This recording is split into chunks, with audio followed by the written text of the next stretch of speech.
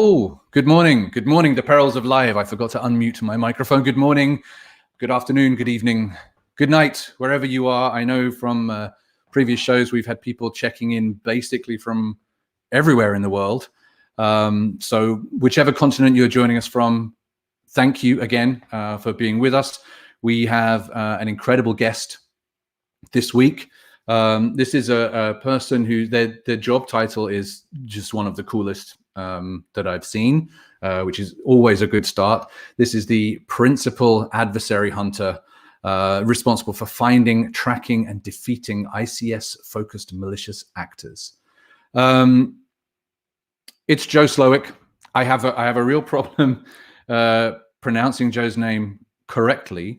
Some of you might know that I have a Polish connection in my life. In fact, I used to live there for a while. So whenever I see Joe's name written down, in my head, it says Słowik, and then I have to force myself to introduce him as Joe Slowik.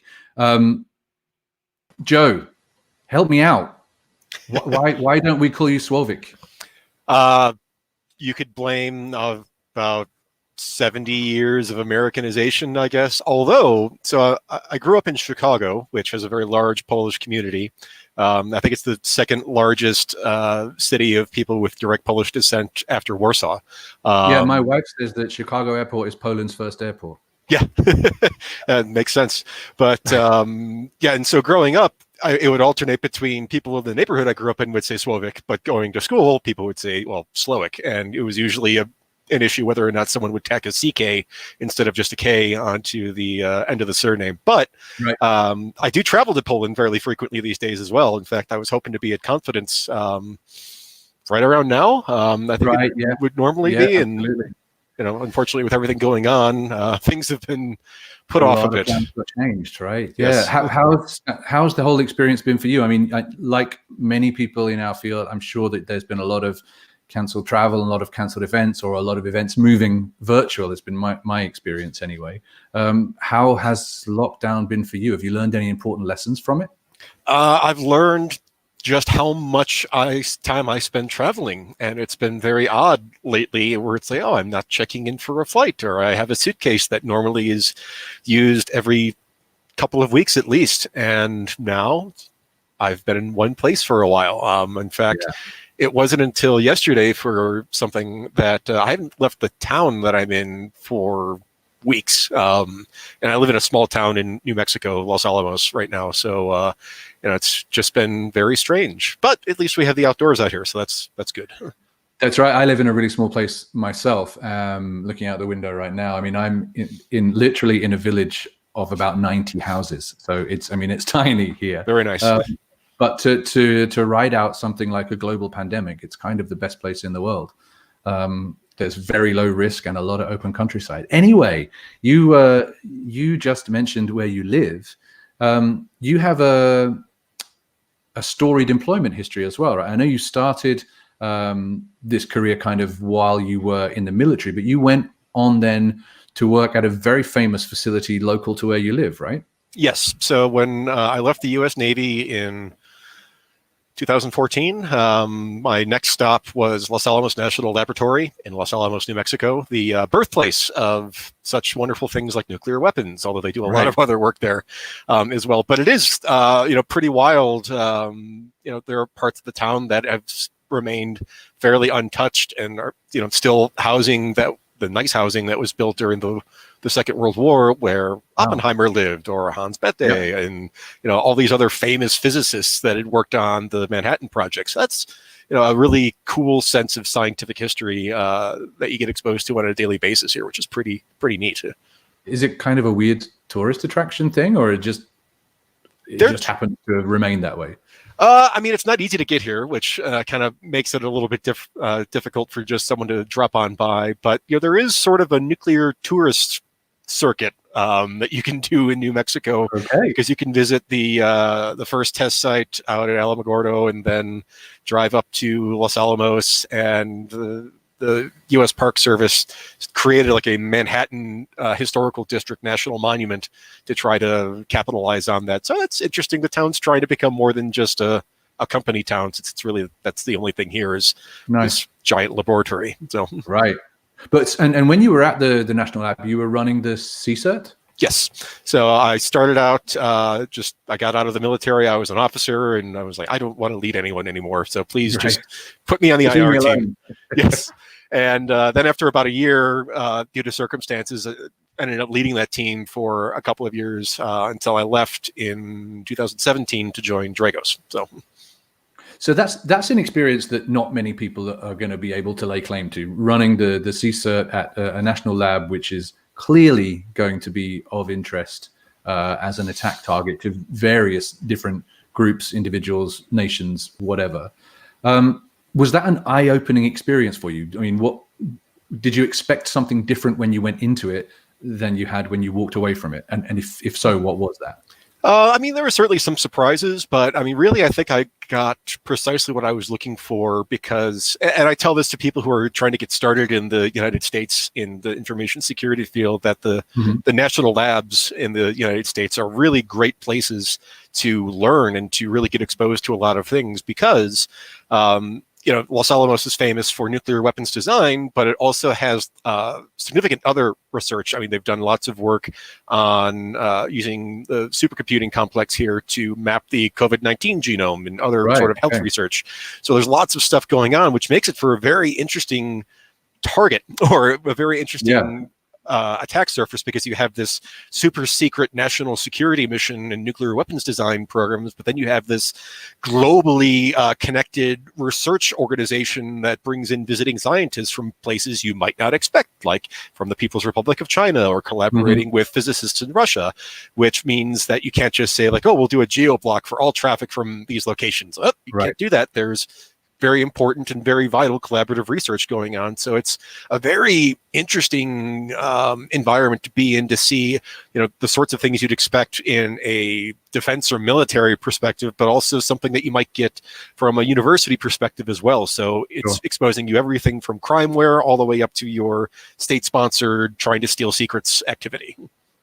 What I noticed, which kind of stood out to me when I was looking through your bio a couple of days ago, is that when it mentions your time there at the National Labs, it said that while you were running the CCERT, you were trying to get them to shift from a passive to a more active sort of threat hunting methodology. So when you started, the impression you got was that it was purely reactive. And what does shifting to a threat hunting model mean? What would you offer other organizations or professionals to want to learn from that experience?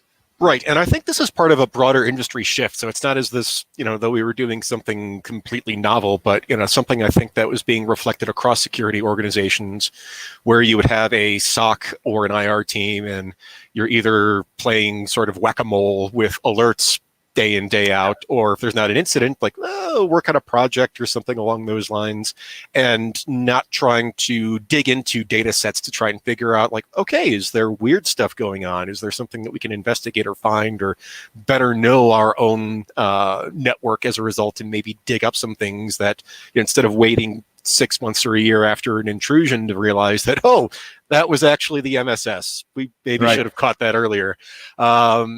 Try and dig these things out earlier. And I had the pleasure of working and being mentored by another individual named Kelsey Tejan, who may be familiar to some people. He's mostly spent his time in the labs as well. And working on that with him was a very good experience to try to, an incident response team shouldn't only be, it's not quite like a fire department, which I think is an analogy that's often used, that, when there's something bad happens, we go out and we fix it. Well, the fire department, when they're not fighting a fire, typically training or sitting around the firehouse and doing stuff. Well, instead, this should be more trying to go out and doing controlled burns, or checking the building codes to make sure that if the fire does happen, that it's quickly contained. How does that translate? What are the practical steps? So the main thing is first understanding your data. Like, what kind of visibility do you have? I mean, it's always enlightening bringing in someone new. It's like, here's a threat intelligence report. What do you do with it? It's like, oh, I'll look for the hashes. Like, well, what does that even mean? Can you even see that you have a hash value within your network, or if you do, what's the context around it? Well, that means that you see it during execution, perhaps, as opposed to during download. So based on that data point, where do you go from there? How do I start moving out to better articulate what I use this information for, or how I can build that into my environment? And then based on that information, well, what things am I missing? So if I see that, adversaries still love to use PowerShell, especially a lot of very major adversaries still love using PowerShell. More and more, actually, right. recently, right? I mean, over the last sort of 12, 18 months, maybe 2 years, we certainly at Trend, we've seen those numbers significantly ramp up in terms of events detected that are PowerShell-like. Yeah, exactly. Living off the land activity, anyway, put it that way. Exactly. And then learning, like, well, what do we do with this? Like, do you actually have visibility into things like PowerShell command execution, especially at the interpreted level after it goes through the PowerShell engine, as opposed to this big base64 encoded blob of mess that you can't really make heads or tails of initially? And identifying those things like, okay, these are the things that we're not seeing. These are the things that we need to see. How do we start bridging that gap then in order to start identifying both how to shift what it is that we can do from a security alerting and response mechanism to address those gaps, and then long-term planning to fill those gaps. So it's like, okay, I know I can't get PowerShell command visibility right now, but maybe I have full network visibility, even breaking SSL or whatever. So maybe I could look for scripts as they get downloaded and try and build something along those lines, and then we can work on getting Sysmon or getting whatever other endpoint visibility tools in place, or capturing PowerShell commands, upgrading everyone to V5 to get that as part of the longer term strategy. So it's a question of both identifying what sort of things are going on within the threat landscape, how do I then look for them within the tools I have available, and then in the long term, from a planning perspective, how do I inform my leadership, my CISO or whoever it is that I'm reporting to, of these are the tools that we're going to need to make sure that we stay at pace with the threats that are out there. Otherwise, we're going to be in trouble, because we're going to either be, limited in what we can see, or some things that are going to be very important will be completely invisible to us. So it's not just really operationalizing threat intelligence. And I know you gave a talk at RSA, was it last year, about exactly that. It's not just operationalizing it, it's also making it comprehensible to the people outside of that niche in the organization. Exactly. Yes. Yeah, one of the things that we read a lot about, hear a lot about, and I think I've spoken about several times as well, is, for want of a better term, is alert fatigue. Yes. And one of the statistics that I dug up from somewhere, I don't even remember where now, I think it was a survey by an analyst company, but I can't remember which one. They had done a survey of financial institutions.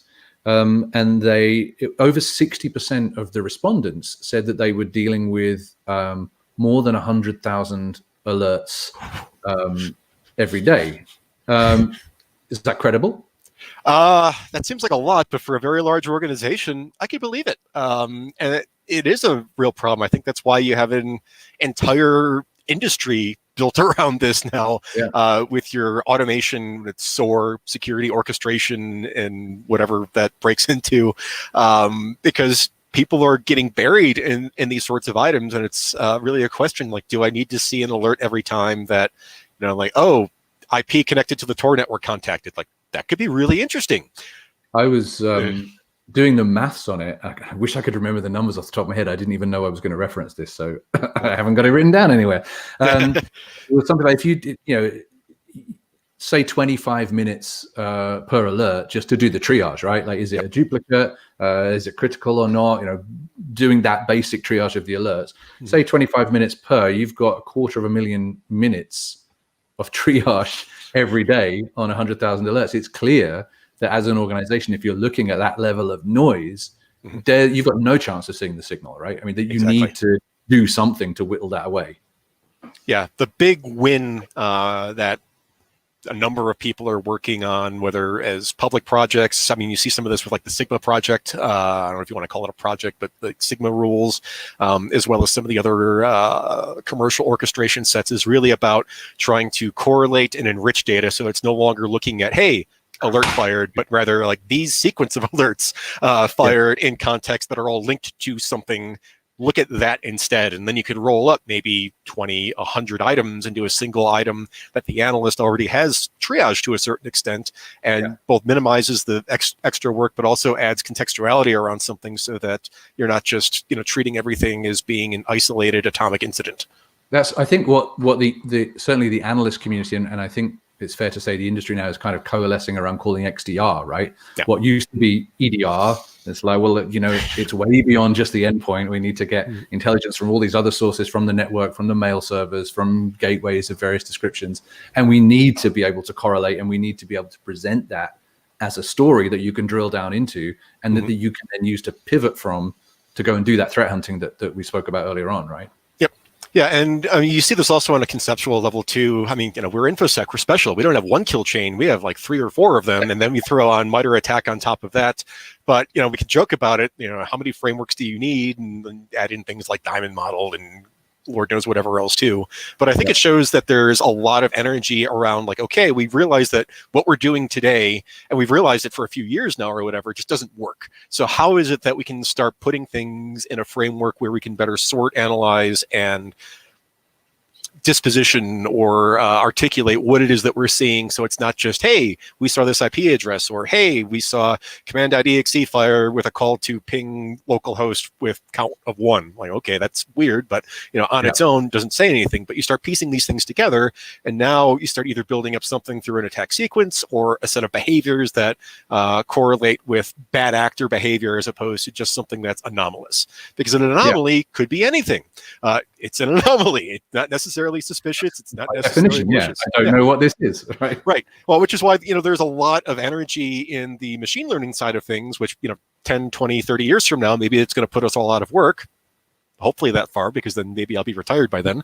But there's definitely hope there, but it's not there yet, because identifying just something that's weird only tells you found something that's weird. You still need someone, a human in the loop, to do the enrichment to figure out if weird equals suspicious equals malicious. So yeah, and I think when I look back at the history of the industry, we as security practitioners, I think we have a tendency not to trust automated reactions anyway. So I think maybe the machine learning aspect of it, it's already important. It's already baked into a bunch of products and will only increase in importance. That's for sure. Yep. But I think we have a natural suspicion of allowing automated reactions based on intelligence, however it's derived. I think back to in the early days when it was like, oh, we can automate firewall rules based on threat intelligence. And then you look back and think, well, how would an adversary use this? Yep. Oh, suddenly I could find myself denial of servicing myself as a result of responding to a spoofed attack, for example, stuff like that. Yep. And just thinking about one of the technologies I worked on in its very early days was IPS. When IDS was already a thing, obviously, IPS was the new kid on the block. And it was my experience back in tech support that basically everybody that bought IPS continued to operate it in IDS mode. And as far as I know, that's largely the case today as well. People have a fear of a false positive, no matter how unjustified now. That clings on, right? I think we have that suspicion. God, I haven't even got to my first question that I actually wrote down. Oh, okay. That's how it happens. This is why it just goes on. And I'm still not going to get to the first question I wrote down, because you made me think of something else just now when you talked about how many kill chain models do we need. Right. And obviously the latest, greatest, biggest, baddest, I guess, is MITRE ATT&CK. I don't think you're allowed to have a security conference these days if there's not at least one attack presentation. So I love that team, by the way. So I know a number of them. They're great. Is the kill chain dead? No, I think I look at them as being complementary. And I think the MITRE ATT&CK team will be the first people to tell you that this isn't a replacement for the kill chain, but rather a alternative mechanism for defining behaviors, because a kill chain is a sequence of events, whereas MITRE ATT&CK is a catalog of behaviors. And so the two can be overlaid on one another. But I think, and this is where, the classic XKCD comic or whatever, it's like, we need a new standard. It's like there are now 17 competing standards. Yeah. some synthesis between these is going to be necessary, because even internally for the position I'm in now, we refer to both kill chain and attack because they communicate different things. Right. You know, attack can tell you what it is you need to do, or how it is that an adversary is behaving within certain stages of the kill chain, or, you know, overall, because you could use scripting at a variety of levels of the kill chain, whereas the kill chain tells you maybe where in the stack you need to apply certain controls or where you're going to observe it. So I think attack is a huge step forward in trying to actually come up with a standardized lexicon of what's going on, but it's still not going to be able to stand on its own for a while, which makes things kind of confusing, unfortunately. And we're bad at standardized lexicons in our industry in general, I think. So for me, MITRE is a huge step forward. And if you look at it, you know, macro level, it has the kill chain across the top anyway, right? Or a kill chain across the top anyway, and then it breaks down into the matrix that it represents, which is, I think it's a fantastic model. And obviously, in Trend, we map to that now. Whether we're talking about products, whether we're talking about you know, blog articles and white papers, we definitely see the value and kind of adopt it. I guess that's the same for you guys. Yes, and you know, going back to even what I was talking about earlier in terms of hunting methodologies, in terms of identifying gaps, it's one of the things that attack has been quite good at, is that in highlighting certain behavioral types as opposed to very specific instantiations of them, is that you can start getting an idea of like, oh, I see defense evasion obfuscation. Like, well, how do we find obfuscated binaries? Like, oh crap, we don't have a good way because we're not doing binary inspection. We're just doing AV. That might be a problem. Or scripting, which is, I think, in every step of, or in every column of the attack landscape.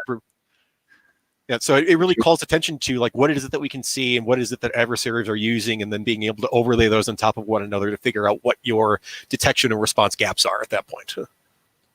So I'm going to finally I have a list of questions over there. I'm going to get to some of those now, but I need to, because I'm really bad at this part, because I end up just having a chat with you, and this has been the case in every episode so far.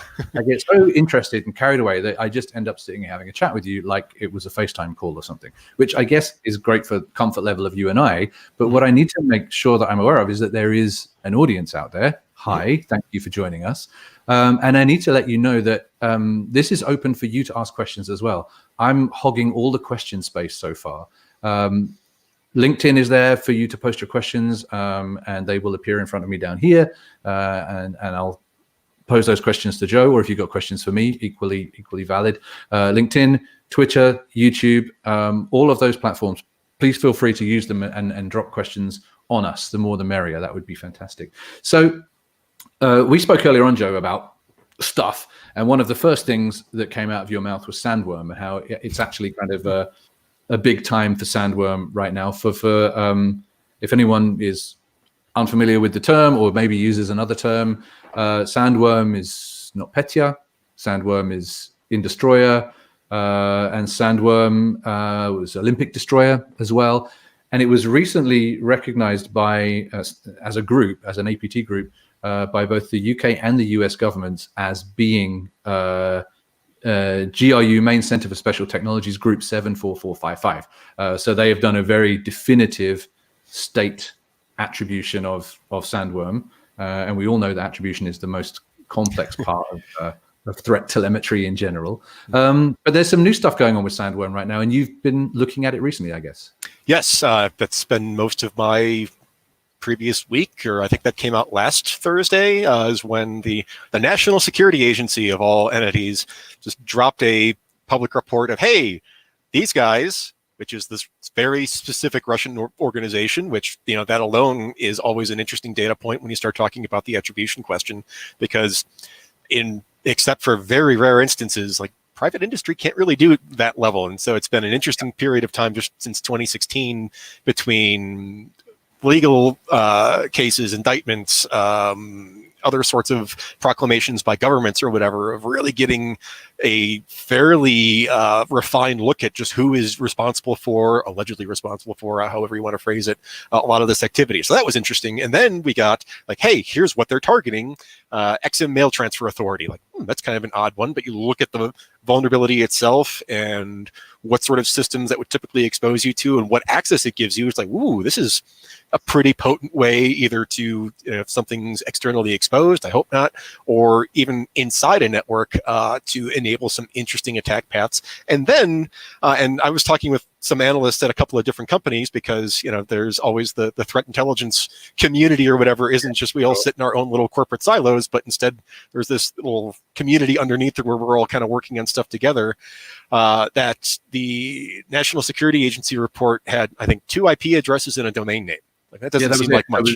There was 3 IOCs in that particular statement or report. It was 3 IOCs, and I think I've myself and others have managed to turn that into about 300 discrete items at this point.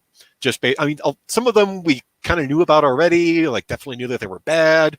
Pretty sure that some of these might have been really bad. Weren't 100% sure that who it correlated to. And now, this is always the interesting thing, both from a threat intelligence and a threat hunting perspective of, there's on the one side a very interesting, almost sort of academic way of looking at this. It's like, oh, this gives us an insight into Russian intelligence operations and what their targeting and tasking might be. Like, okay, that's cool. I can do that in my spare time. My customers would get very angry at me if I gave them a book report about, like, here is what, the history of the GRU. It's like, this doesn't help me at all. What the hell are you doing? Why am I paying you?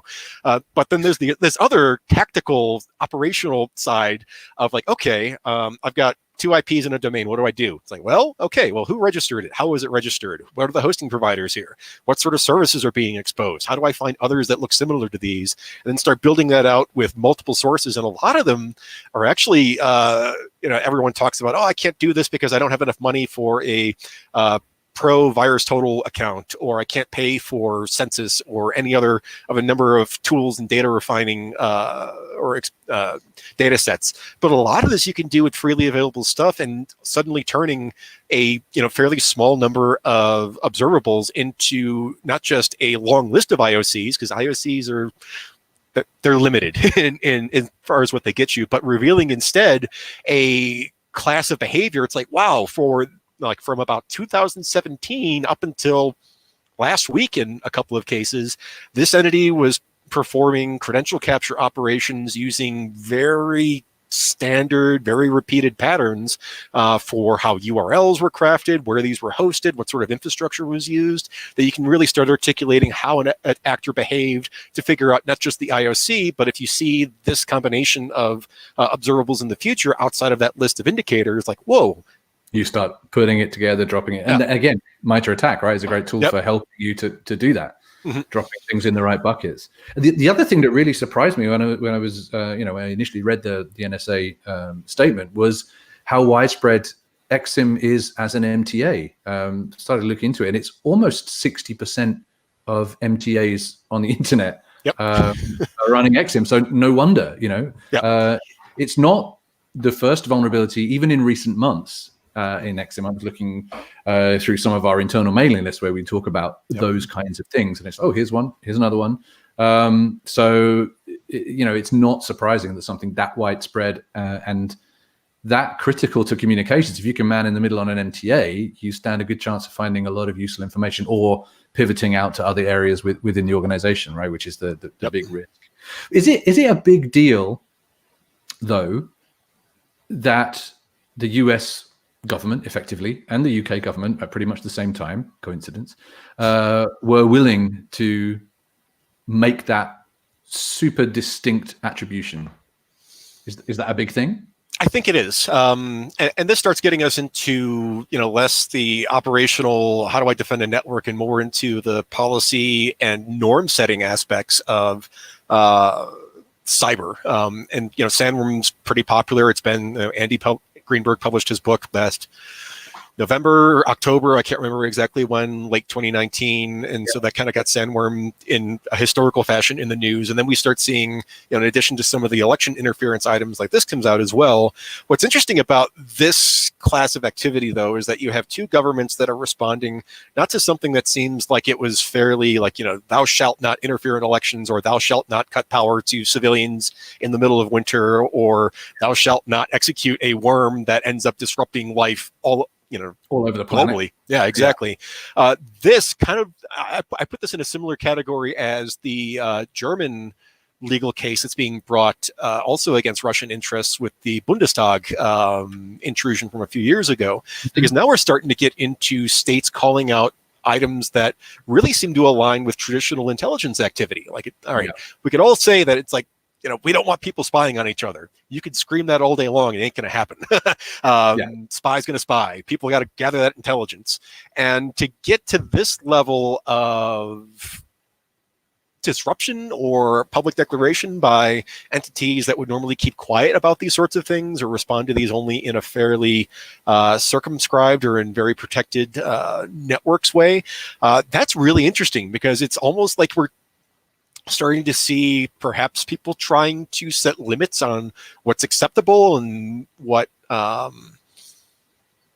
people will stand for when it comes to potential cyber intrusions. Or alternatively, maybe, and this is pure speculation at this point, but speculation's fun, so let's do it, that the XM comment came out because Sandworm is a very interesting entity, because they're also an entity that is associated with some of and most of the actual disruptive operations that have taken place via cyber, whether you're talking about the Ukraine power events. Yeah, there's some of the biggest in recent years. There's even recently there's the attacks on Georgia, right? There were web defacements and took a couple of TV stations offline for a while as well, I believe.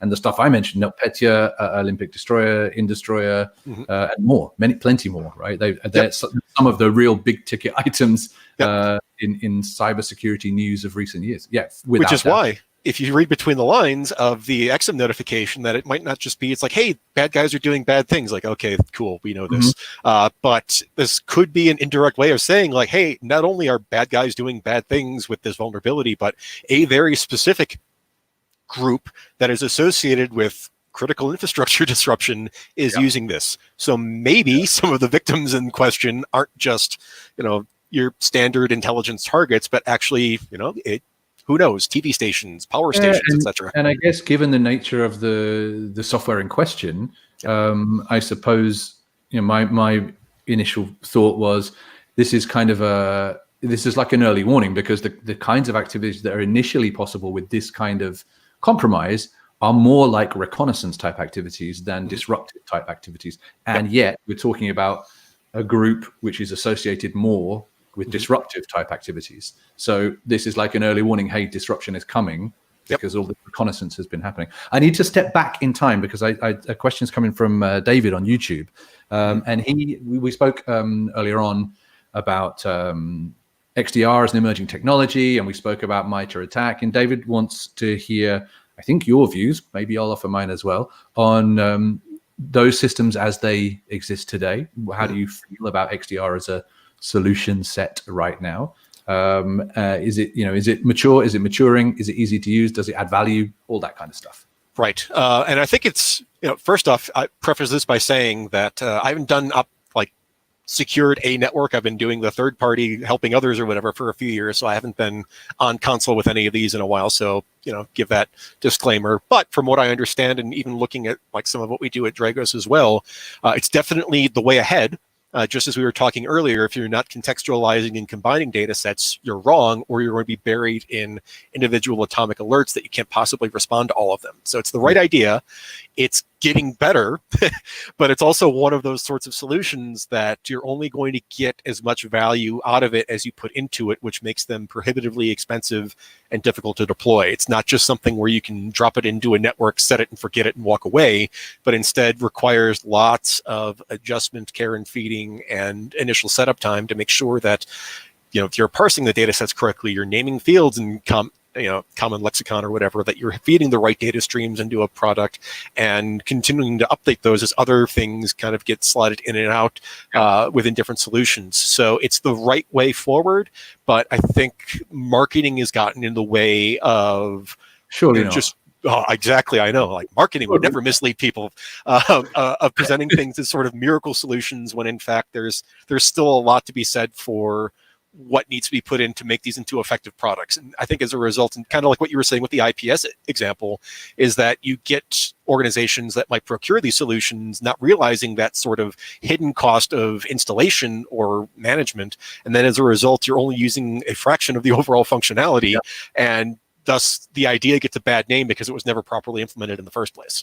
Yeah, I think one of the other emerging areas that's complementary to XDR, which I think is designed to address some of those issues for maybe organizations that don't have the resources, is MDR, managed detection and response. So that takes care of the not using it to its fullest capabilities side of the equation, because you're leaving that part to the people who designed and built it, for example, or to a trusted reseller, or whatever the model is that you're using. But I think MDR, certainly for those organizations that don't have the budget to justify a full-size threat hunting organization, MDRs are really a good way forward. But of course, you've got to do competitive comparisons and look at features and functionality and best fit for your threat model.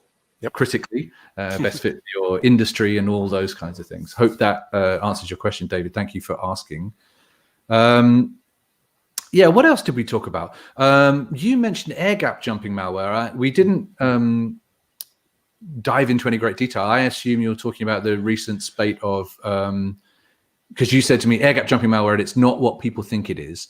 Yeah. So I guess you're referring to things like Ramsey, the USB-based stuff, right? The ones that I can think of that we've seen recently is Ramsey. I know Trojan Micro blogged about USB Ferry, which was another one. There was USB Culprit, I think, which came from a Kaspersky blog recently. There's certainly been a spate of malware. Certainly the blog titles and the press coverage around them did focus on the malware that jumps the air gap thing. Why did you say it's not what people think it is? Well, and I think, just want to emphasize this very strongly, like the reports you mentioned in the research have been great. The issue has been translation into more public descriptions of these sorts of things. And this is where problems always seem to come up, is that I think a lot of people see, it writes to USBs, it jumps air gaps. It must be like Stuxnet or targeting nuclear reactors or super secret sensitive government networks. And that may be true, but it ignores that just because something can write to a removable media, like a USB drive or something else along those lines, doesn't mean that you have an effective air gap jumping tool. Stuxnet was an effective air gap jumping tool because not only could it write to removable media, as well as some other interesting things like the project file item, which continues to get overlooked with the Stuxnet incident, but it was also autonomous in operation once it got into the network that it wanted to be in. So you didn't have to worry about command and control. I can't remember which one exactly. It does like document harvesting or whatever. Sorry, they're all like blending together right now. Like that has a little bit of USB Ferry definitely did document harvesting, but I think at least one other did similar. What we've tended to look at, I think, in the recent ones, is basically a Trojan that propagates to removable drives. Right. That goes back to like Solidity and Varut. You're talking like 15-year-old exe overwriting or binary overwriting worms that are not really fancy and not really, they're still disruptive in certain environments. That really, if you want to start talking about air gap jumping, going back to our MITRE ATT&CK and kill chain items, that unless you can have something that either enables command and control in some fashion or can operate semi-autonomously based on pre-programmed effects or ideas, then it's like, okay, I have a propagation mechanism, full stop. I don't really have any control. I don't have any ability to deliver an impact or have some sort of effect on that follow-on network. So it's only once you start layering in the ability to take advantage of or somehow make that malware useful once it's gotten into a disconnected network in some fashion, that you can really start talking, in my opinion, at least intelligently, about something that can jump an air gap. Otherwise, you just have a spreading mechanism that's especially proliferating. I don't know, however you want to phrase it. Yeah, it seems when we talk about the Trojan that writes itself to a removable drive scenario, it seems that you're looking far more at a kind of spray and pray approach. It's like, I really hope this lands in the right place, and I really hope that USB gets taken to the right place, and then I really hope that same USB gets brought out of that right place and put in the wrong place.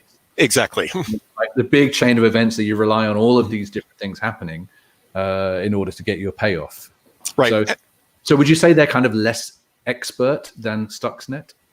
So far. I really hope no one's playing Buzzword Bingo with us, because we're going to hit all of them, I'm pretty sure. But I mean, it's still fair because, and I wrote a paper about this last year, that spent several pages digging into Stuxnet again. And it's like, oh, haven't we talked about this enough? Kim Zetter wrote a great book about it. We have, Semantics, really good report on the malware. Like, what else do we need to understand?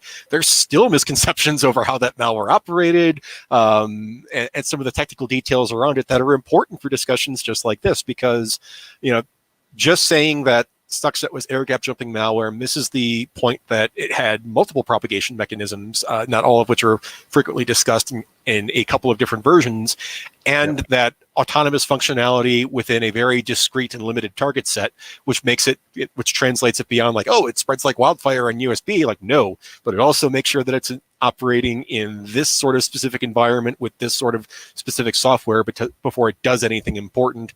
And we maybe saw reflections of that in some other things like Flame, and Gauss is still a big mystery. Be fun when someone cracks that one. See what Juan Andreas is up to these days now that he's back blogging again. But other sort of mystery items that are out there, that some of the things that we're seeing lately are certainly very effective tools and effective at spreading, and in some cases effective in gathering information. But like you said, unless I have a way of getting it out, what's the point? I mean, there still may be a point, but it makes it far more difficult. And we see the same sort of issue. I'm going to mention the big hack to make fun of it. So bingo. So get in there. We've done Stuxnet, so everything is on the table now. Right, exactly. But like the idea of inserting a rice-sized chip on the motherboard as it leaves the factory or whatnot. It's like, oh, that sounds really scary. It's like, yes, except unless I can either target it or figure out a way to operationalize it, then it's a notional attack value that you start getting into the things like air gap jumping, supply chain hacks, and hardware backdoors, and all of these sound real, and they are concerning and they are difficult to detect in their own ways. But unless you have something that can be developed, deployed, and inserted where you want, that can then operate completely autonomously. We've only got one example that's done that successfully that we know of so far. Then you still have a lot of work to do, and you still need to be able to communicate with it. So I can look for network traffic. I can, why is my switch getting a non-standard communication or whatever on a port that it shouldn't be listening on and responding back? I should probably investigate that. If you had that right-size trip. Putting a presentation together, I think it was last year, maybe in the year before, but I don't think much has changed in regard to this particular point in the meantime. And I was trying to do a timeline of malicious tools that had been specifically written to target ICS environments, okay, to target industrial environments. Because it's a big, everybody wants to hear about it. It's a big conversation point. There is risk, but I'm not talking about the WannaCrys, the Lockers of the world. I'm talking about the Stuxnets of the world. And I think I came up with like 5. Does that sound about right? There's not a massive population of specific ICS targeting. There's malware like Flame and Gauss and Dooku and all that have been used to target those environments, but they weren't written for those environments. I'm thinking more like Indestroyer, more like Trisis, Triton, Havex. Black Energy 2, kind of. Energy, and Stuxnet. And beyond those names, there's probably not much else, right? Outside of things that we only know about from labs or DEF CON presentations or whatever, but like, no kidding, in the wild, it's a small handful. And that's also another really, going back again to the idea of, there's a MITRE for attack for ICS now as well, but of really distinguishing between industrial distinguishing between targeting and effects. So the 5 we just lifted have some effect in terms of either gathering, Havex, being able to poll OPC servers in order to extract information from them, okay? Or something like a Indestroyer Crash Override, Triton Trisis, or Stuxnet that could actually have a manipulation to cause damage, disruption, or something else along those lines. Very scary. And then there's an entire family of industrial interested. Like, for example, Kaspersky released Kaspersky's ICS specifically released an interesting report on some very targeted phishing activity that they noted was focused on industrial organizations. It gets to the press and then it's like, oh, it's targeting industrial systems. Like, no, hell no. Like, that's not exactly what this did. This is phishing. This is phishing. It's very much targeting organizations related to this, but it's focused on their IT networks. So you could theoretically leverage that access to then deploy something after it, but the stuff we're talking about right now is just interested in the vertical, and so your motivation can be anywhere from ransomware, maybe, probably not in this case given how the malware looked, through intellectual property theft, all the way to the far side then of trying to pre-position and gather information to prepare for some sort of future disruptive attack. There's a lot of there's a long road between phishing someone and then blowing up an oil and gas refinery. So yeah, Trend Micro Research did some great honeypot work over the years. Most recently was the fake factory, and they had fake employees, so they used photos from thispersondoesnotexist.com to populate the web page. And it's really nice honeypot setup. That was the most recent one. Before that, there was a water facility that they accidentally published online and checked out the results. And I think the first one that we did was the gas pot, which was gas pumps. And I'm pretty sure that without exception, there was no specific look at this scary piece of industrial malware. That there were ransomware attempts, there were extortion attempts, there was information theft, there was definitely manipulation by the attacker or the curious individual, but it was human on machine manipulation, not malware on machine, if you know what I mean. Well, and that's a really important distinction as well, because if the only goal that I have is that I want to disrupt something, like I want to turn the lights off, or I want to, cause some factory owner a lot of pain, I don't need malware to do that. I can just harvest a bunch of credentials, log on to an engineering workstation, or better yet, an HMI, and then just turn it off. We see some black energy too. The first blackout was more like that, right?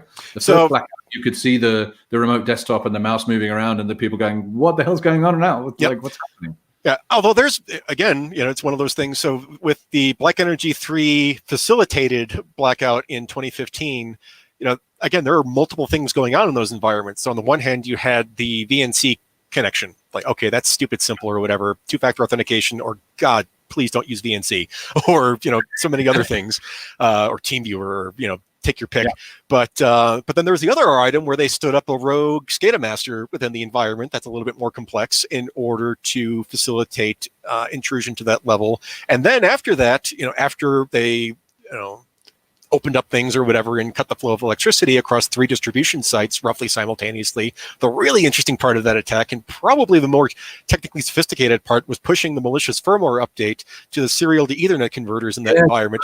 The serial to Ethernet, yes. Yeah, because that's blowing the bridges afterwards. Like, we're going to open these up, and then we're going to take these out so you can no longer remotely control these. And they literally didn't go out on site and flip manual switches, right? Yep. The thing is that is a realistic operation in Ukraine. You talk to the Ukrenergo and some of the other operators in that part of the world. They're used to having to enter manually in order to operate a lot of this equipment. You do this in the United States, where you have like a single control center that's controlling a very large geographic area. You're talking about putting someone in a truck and driving for hours to try and get into a position of restoring power, as opposed to, the 2016 was about an hour, 2015 was a little bit longer. That they were set up in order to manually intervene, whereas a lot of the Western Europe and the US and Canada especially were not set up that way. I had a really eye-opening conversation with someone who works in the power generation industry in Europe. And I said something about the National Grid, because that's the name of a company in the UK, the National Grid. But I used it conceptually, not as the name of a company. And he looked at me and he said, there really is no such thing as a national grid within Europe. It's all one thing. So if you can imagine an attack like that across a geographical area the size of the US, so you get the same distance problems, but multi-jurisdictional, multilingual, multinational. So the same thing. I mean, if it's really the case that the kinds of things that we've seen, and I think this was what was intimated or even stated directly in the Wired article about Sandworm in this particular attack. If Ukraine really is being used as a testing ground, playground, whatever, we've got a really strong vested interest in making sure that we start getting stuff right. So what do we do? What's the low-hanging fruit? What are the easy wins? And what should be the long-term goal for operators in those environments? How do we rapidly up the security game in those environments? Yeah, the easiest and quickest win, although it's a more difficult than it might seem as you start getting really deep into industrial networks, because you have such wonderful things like hard-coded passwords that are you can find online that you can never change, and wonderful things along those lines.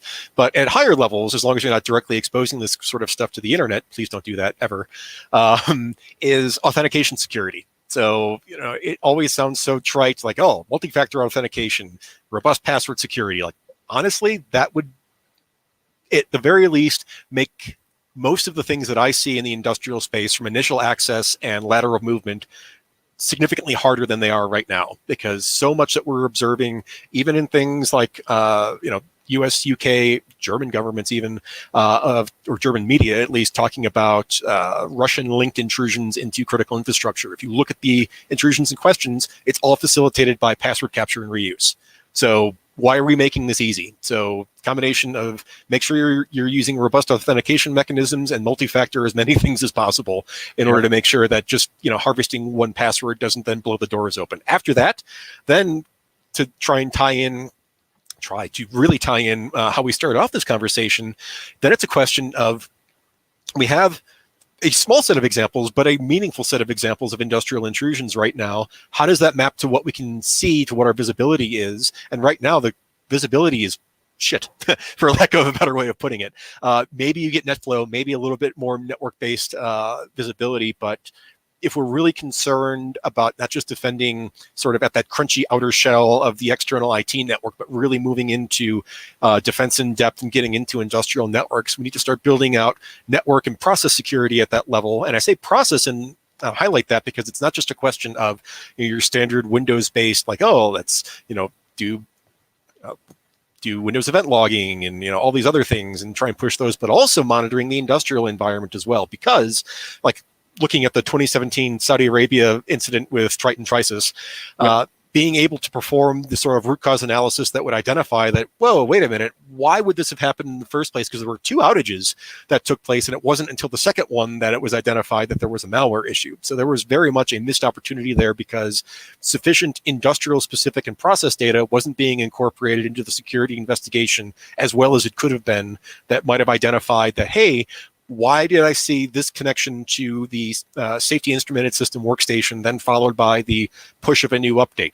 As best as I can tell, a lot of that visibility didn't exist in order to allow for that to be, fairly quickly dispositioned. And the result was that you had a possible, didn't end up working out for them, thankfully, but a possible incident that could have resulted in a loss of safety and potentially even loss of life as a result. Without doubt, yeah, I think so. Yeah, I think I would throw into that mix as well, segmentation as being critical, because it's a relatively easy win as well, right? Yes and no. In micro segmentation, it just means look at the bits that you can hide from the other bits and make sure. The problem is that there isn't much out there that's been designed for those environments, either from a physical perspective in terms of it, you don't have server racks on the factory floor, so you can't put rack mounted stuff down there. You need DIN rail stuff, so you need something that has a different, it attaches in a different way, has different power requirements, temperature, dust, vibration, all those different things. So from a physical perspective, there's not a lot. And from a digital perspective that is actually capable of parsing the relevant protocols, you put a standard IPS on a factory floor and it'll go, everything's fine, I can't see a thing. Right? Well, and that's a very good point. On the one hand, I try to explain this. I work at a company that does industrial security right now. It's like, this is the problem we're trying to solve. And on the one hand, the problem is better because, like, encryption doesn't exist that much when it comes to industrial environments, because, one, you don't really need it. If that's your main concern at that point, then you've ceded a lot more territory to your attacker than as a result if that was your primary concern. So you have a lot of things that are passing in the clear. The problem is that you also have a lot of things that are non-standard, or even better yet, this is a fun thing with the 2016 Ukraine event, is that the malware and destroyer crash override, or at least the modules that did the breaker manipulation, were designed based on the publicly available IEC 104 spec. However, the actual implementation on the ABB gear in the environment was not specific to the spec, but instead was proprietary and had a few adjustments into it. So as a result, parts of it didn't work. So there's also... That goes exactly back to something that we had in the last episode, where I was talking about one of the perennial things in tech support was looking at why don't people write things according to RFCs? And that's kind of a good outcome from it, right? Yeah, I mean, it's good and bad. But on the other end, it means that if you're trying to understand, like, what function calls am I seeing to try and identify, is someone deploying industrial specific malware? It's not just a question of knowing the spec, it's a question of also knowing, like, well, what did the vendor write to meet the spec as well? Because it might be different in ways that are unexpected and can throw things off. So it's It's a very diverse world. On the one hand, it's nice in the respect that creating industrial specific malware is very hard, and we've only really seen one truly successful publicly known incident so far, Stuxnet. Right. Every other event, again, I wrote about this last year in a fairly lengthy paper, has on some level failed in some way because this stuff isn't easy. The problem is that these sorts of attacks are fairly sophisticated. I hate using sophisticated because it's such a loaded term and it's so poorly used often. But in this case, trying to do things in a multi-stage way to really undermine integrity in industrial environments. That's not easy. But if all you want to do is turn the lights off or cause some sort of disruption, again, all I need to do is log on to a terminal because it's using poor or even limited authentication. Like, for example, there was the story about a Middle Eastern country with water treatment facilities that were being targeted, and you look at reporting like, oh, this is a big deal. This is so complex and nasty. If you look on Shodan and look for who's exposing certain protocols online, you start seeing lots of control panels towards things like chlorination of water that have minimal or no authentication. So we're not exactly making it hard for certain entities in order to do things, which is very concerning. So, and that's kind of across the board. Do you know what? I knew this was going to happen. We're coming up on the hour, Joe. I could go on talking to you for hours. Would you come back in season 2 and we can talk some more? Certainly, if you'll have me. One more episode left in season 1. I feel like we've covered half the stuff, if that, scratched the surface of things that we could be talking about.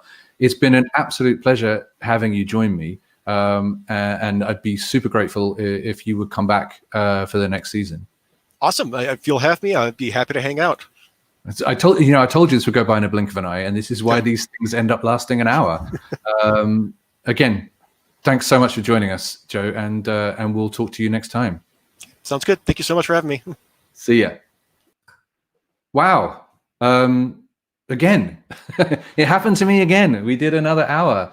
I know I did a Twitter poll after the last episode, and the results, last time I looked, I probably didn't look at the final results, if I'm brutally honest with you, were mixed. Some people said, make it shorter, you fool. These things are far too long. And some people were like, no, it's lockdown. I have all the time in the world. So I know myself. I talk too much. I'm passionate about the subject. My guests have all been amazing, and they just lead me astray.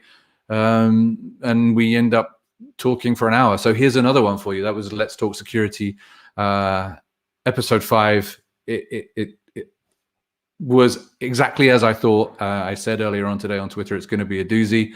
I would encourage you to go and follow Joe on Twitter. He's very active, pushes out some great content. I would encourage you to go and follow me if you enjoy my own particular brand of lunacy. My Twitter thing is there, down there. Thanks for joining us. We'll be back next week, same time, same place with Let's Talk Security. What can I say? I'm looking forward to that as well. We have another great guest lined up. In the meantime, I've been Ron Burgundy. You stay classy, San Diego.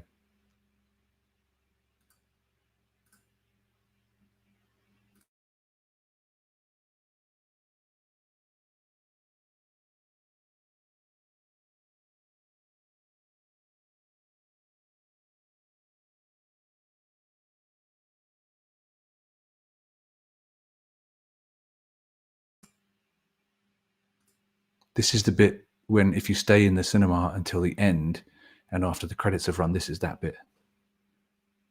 Thanks for watching.